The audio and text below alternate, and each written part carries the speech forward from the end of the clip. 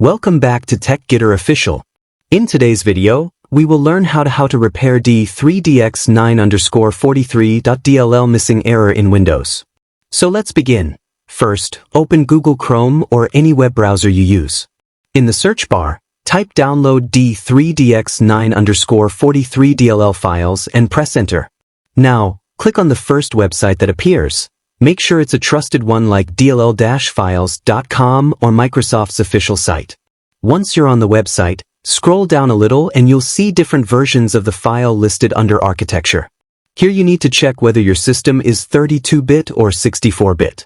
Now, download the correct file based on your system. In my case, it's 64-bit, so I'll click on the download button next to the 64-bit version. Once the download is complete, open it, then right-click on the zip file, and select Extract Files. A small pop-up window will appear. Just click OK to confirm extraction. After a few seconds, the files will be extracted into a new folder. Now, right-click on the folder and then click on Copy. Next, open this PC, go to your C drive, then open the Windows folder, and inside that, open the System32 folder. Once you're inside System32, right-click on any empty area and choose Paste.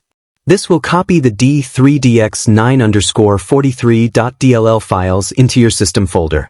Now, close everything and restart your PC.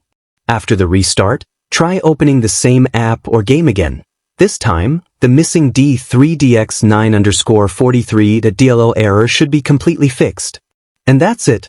Thanks for watching. If this tutorial was helpful, make sure to like, comment, and subscribe to Tech Gitter Official.